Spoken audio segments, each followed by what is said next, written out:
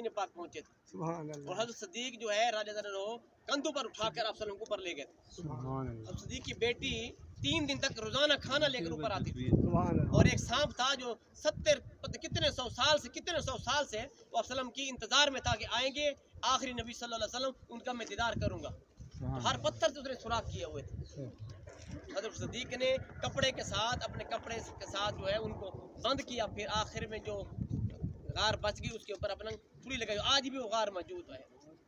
پھر وہ سب نے آپ صلی اللہ علیہ وسلم دے پیارے صدیق اکبر نو لنگ مارا تے زہر اثر کیتا تے زہر دی وجہ نال آپ نے آنسو آ گئے. نبی صلی اللہ علیہ وسلم گرے تے وسلم نے فرمایا اے صدیق اکبر کیڑی چیز نے تن تکلیف پہنچائی رستہ بڑو ہے کوئی یا بڑا کہ چلنا بولے پیر جماعت جماعت سب نے زہر اثر کیتے سب نے لنگ مارے. رستہ نہیں رستہ بنا ہوئے نا ٹھیک کو گزارے دا تو زہر بندہ جی تھوڑا جا چال چ ٹریا چنگا پیر جما کے رکھنا پوندا جی تے